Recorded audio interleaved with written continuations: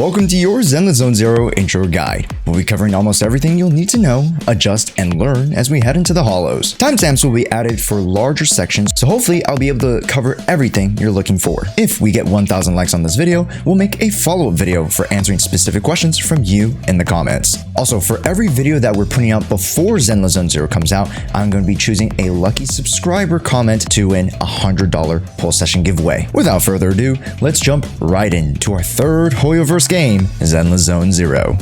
ZZZ is classified as an action RPG, which means that there's a lot of action.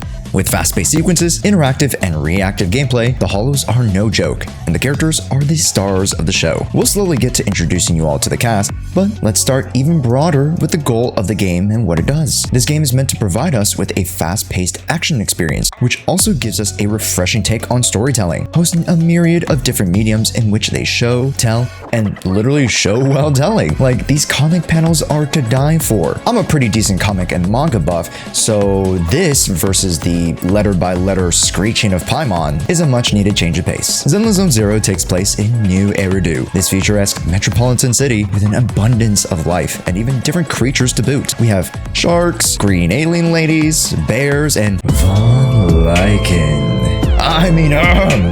What got over me there for a second? Anyways, the characters in this game are just different mirrors reflecting the vibrant and stunning world that they live in. We start in a little movie store that we, the main characters, own called Random Play. And did I mention that it is we, as in we get to go through the story with our sibling? No imaginary, oh, I'm a hologram and you're gonna forget me, Balagna. We actually get to chat with our sibling, me choosing the guy so that I'll have Belle, the female protagonist, talk to you. So first tip, choose the character opposite of who you want to talk with. So if you would like Belle, I suggest you play as Wise. And if you like Wise, then you know who to pick up, as the other sibling acts as a second voice for you and is the Paimon, but much cooler. Now, aside from the world building, let's start diving into the meat and the potatoes of the game, the combat. I'm not gonna lie to you, going from CBT 2 to 3, I could literally feel the optimizations, small effects, and added sound cues. That gave me chills every time I perfectly parried an attack. This game has 3 main attacks: your auto or normals, which are pretty standard just like Genshin. You'll have your special attacks, which you can think of as your skills, but in Zenless Zero, the skills can get charged into EX special attacks, which will deal more damage generally and have added effects, leading you to potential chains. There's a bar under the HP one that will show you each character having 2 charges of their skill, and of course, no Hoyo game is complete without the heavy-hitting, visually appealing ultimate attacks. I'm actually so excited to try them all again because they're just so in your face with it. Each character has such unique styles, poses, and action shots in this game. Aside from the general buttons you can press, the one thing that allows ZZZ to stand amongst the titans of ARPGs is its different take on one of the most important combat mechanics a game like this could have: swapping mechanics and parries. Parrying in this game, as mentioned earlier, is ASMR to the soul. It feels like I've ascended and achieved Ultra Instinct. But my thoughts aside, what is different about this game that makes the parrying system more meaningful? Well, let's first break down the parry system, as there is much more than meets the eye. With Zenless Zero, there are 3 general swaps you'll be performing in the game. The first is a manual swap. This is not a parry, obviously, but it is well to note, especially if you find yourself out of rotation, just to be able to swap back to your lead to reset momentum. Now let's start talking about the parry with the perfect assist. So by pressing the swap button during the flashing enemy attack, you'll be able to swap to our next character. Then you'll proceed to perform a parry strike that will knock back the enemies if they are lower tier, or even perform an evasive dodge called the evasive assist. Most bosses will not get stunned or break attack patterns. There's also a non-perfect parry as well as a recovery switch when knocked back with a hard enemy attack. A perfect assist or even dodge. Yes, we also have dodges alongside the swapping of characters are indicated by a slight slow-mo of the camera, which will help to increase days, emphasize the successful reaction, and also give us players a nice dopamine hit for being Neo in the Matrix. Like the dopamine hit that you're gonna get when you hit that subscribe button and comment down below to potentially win $100 poll session for Zenless Zero when it comes out. This leads us into the next section, combos, which are achieved when an enemy is either stunned or hit with an EX attack. These are the bread and butter of how you go from just this to this. Combo! Switch, Billy!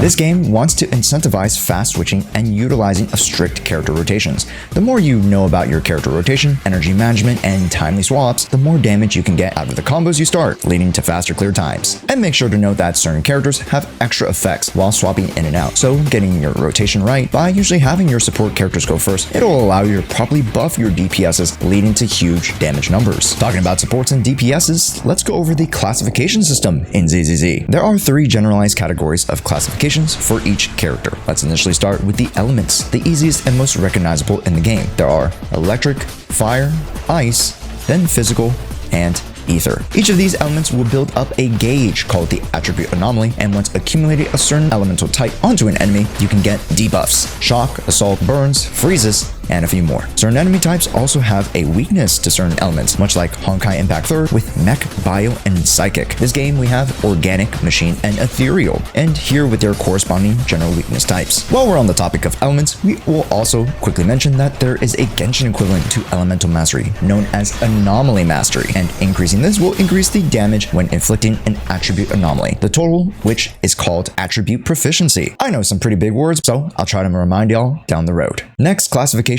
of agent is called character types, not to be confused with the fighting style, which I'll try to differentiate next. But back to character types, with the release of the game comes in 5 types. These are attack, stun, anomaly, defense, and support. The non-self-explanatory are stun, and these are your daze gauge or stunning characters. Like mentioned earlier, to jump into a combo, you need to attack an enemy who has a max stun gauge, or hit them with an EX special attack. Well, good thing that we have a whole class of characters like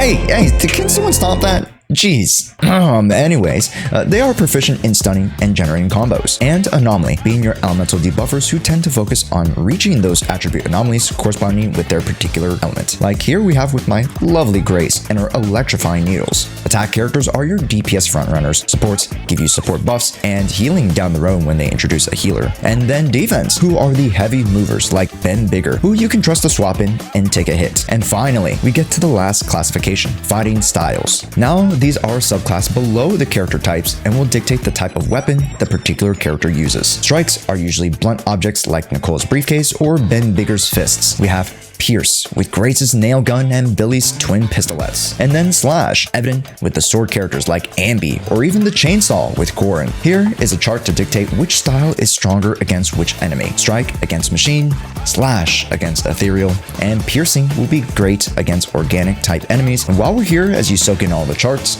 why haven't you subscribed yet? We cover a ton of Genshin, ZZZ, and a smidge of Star Rail every so often, hosting fun events, collabs, and more. Come check us out sometime with our other videos after we're done here. Since we're done with the combat, let's get y'all situated with how the game functions and not just how to fight, but how to build. First, let's go through a speed course of material comparisons. We have your polychromes, which look like little cassette tapes, and these are your primogems or stellar jades. With the 2 previous titles, we have fates and passes. Well, now we have tapes. Yeah, like tape rolls. Artifacts and relics in Genshin and HSR are drive discs in ZZZ, which are obtainable through music stores. The very first one we get is called the Bardic Needle, and well, the owner, let's just say that I'll be taking her to the finest of gas stations later. The stamina of ZZZ is called battery charge and can be restored by the same conventions as a Genshin and HSR. And lastly, the weapons or lycones of ZZZ are called W engines, which look so unique. They even have a shark bell one for Ellen's signature. So cute. We also have Denny's, which are the general coin or dollar currency, and there's a slightly new material called the Boopon. From closed beta test 2 to 3, Hoyoverse decided to create a whole new separate gacha system strictly for the Bang Boo.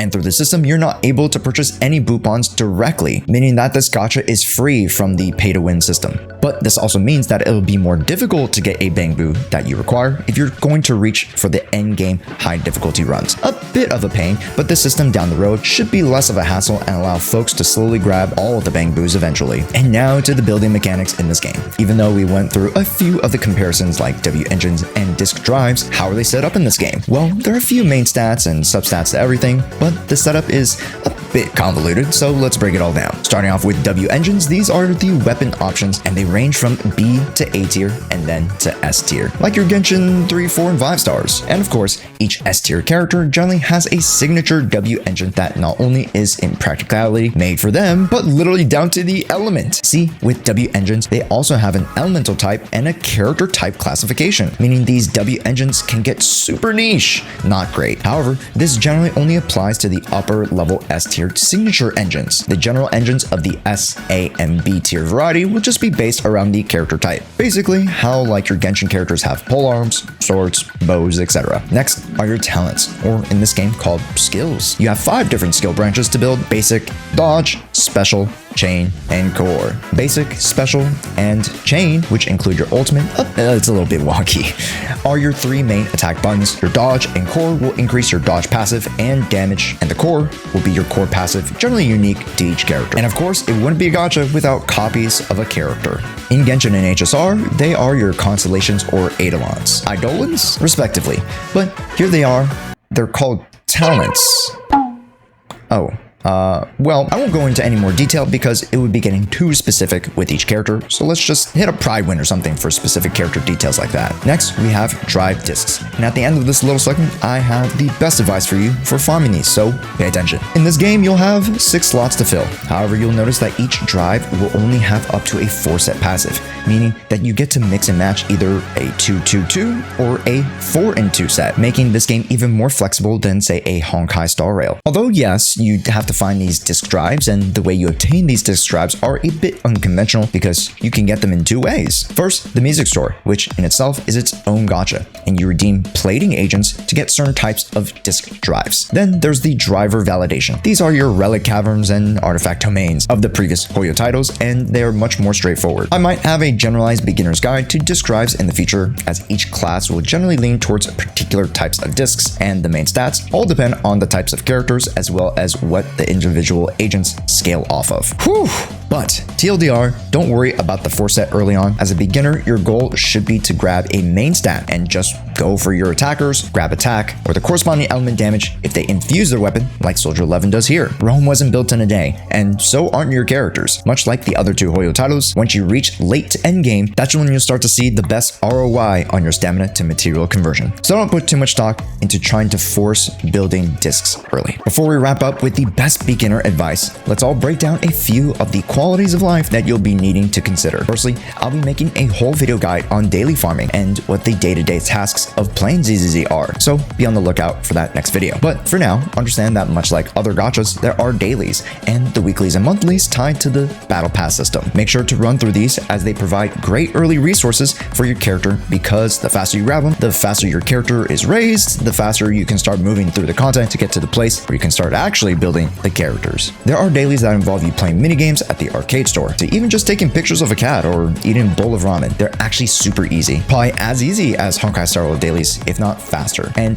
this will allow you to get into your other farming tasks like story quests, character quests, side quests, or even move into endgame content like Jshoea Defense and Hollow Zero. So with that, let's finally move into some golden gacha rules that have applied to other gachas and, of course, Zenless Zone Zero as well. Firstly, save your battery charge fuel. There are many ways throughout the playthrough of your game where you'll be able to obtain fuel that will help you to restore your stamina. Please do not use them all willy-nilly, and save them till you're at least level 35 and 40, because then you'll at least get more higher A rank drive discs. Kind of like farming 4-star relics in Genshin when you know that the 5 stars are just better. But having some drive discs in your arsenal that will allow you to bridge the mid to late game, so it's not the biggest waste if you start here. Next is the gacha. There is a beginner's banner, much like Honkai Star Rail, where at 50 pulls you'll be able to at least confirm yourself an S tier agent. Much like other gacha creators will tell you, this banner is worth it. To grab an early S tier character pretty much will carry you through the entire story mode. I know Soldier 11 did, and if one of the weaker options of DPS can, most of the others will drag you along quite well. And finally, the